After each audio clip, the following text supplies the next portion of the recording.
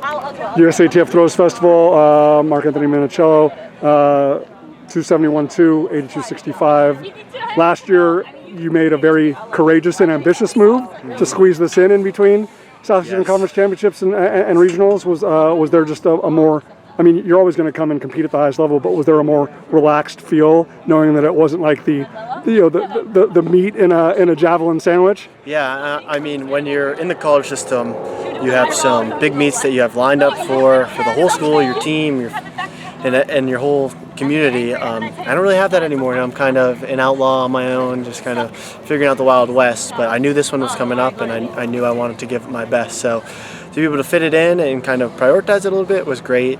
Not really having anything too important outside of it. I guess the next big meet is really USA Championships, although hopefully, we'll find some big meets in the meantime. But yes, people in Europe, if you can hear me right now, get Marc Anthony Minichello over there on European soil. Yes, I would love to do that. I've been competing well. It's like that's all I can do is just really come in, bring my best, and try to compete. And I think that when I go over to Europe, I will do that. So hopefully whoever's listening can hear, and I'll be over there sooner rather than later.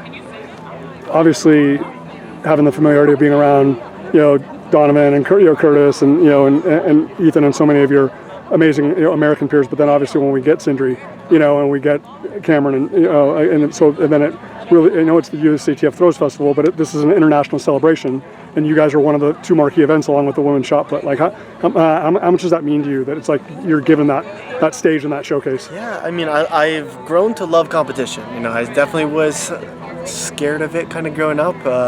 Coming from a small town, you kind of want to be a big fish in a small pond, but as the pond keeps growing, you just got to learn to embrace it. And coming into the University of Arizona, there is going to be competition.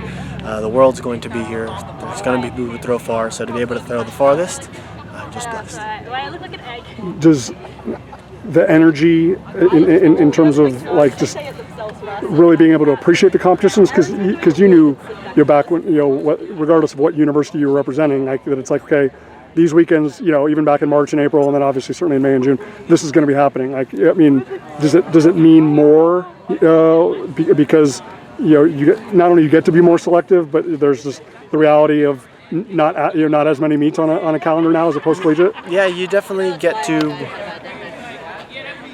do everything exactly how you want to do it. So just talking with coach, we had a plan, we're executing the plan. So to be able to go out and do the meets we want to is definitely a blessing. There's not a schedule printed for you a year in advance where you really have to show up for other people. It's not about yourself, it's about the team, it's about the university. So now it's a little bit about me, so not to be too selfish, but you get to really do things that are advantageous for you, where you get to put your best foot forward. So I'm happy to be able to do that. You've earned that, without a doubt. Last thing, just not because of the mark, but just from a technical standpoint, the approach and the block and the release and whatnot. Like, how encouraged are you about where things are at technically in May? I feel great.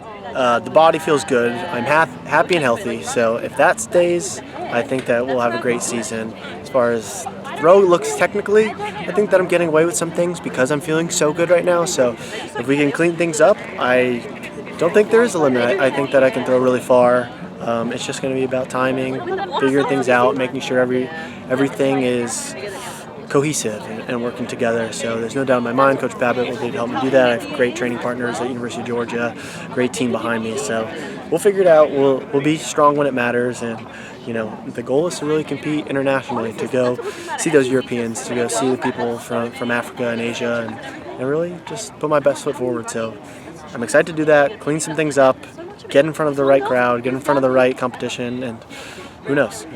Well, even though we don't get to see you with the Bulldogs kit, we will get to see Liana and Manuela and Mustafa and whatnot. So obviously that legacy that you helped contribute to, and obviously that Don Babbitt continues to foster, is just brilliant, and can't wait to see how it unfolds in June. It is, and I'm certainly living through them. So I'll always be a dog, and I'm always rooting for them. And I think that some special things are going to happen in the next 2.5 weeks. Awesome. Well, glad that they were special tonight for you. 271-2, 82-65. Marc, well done.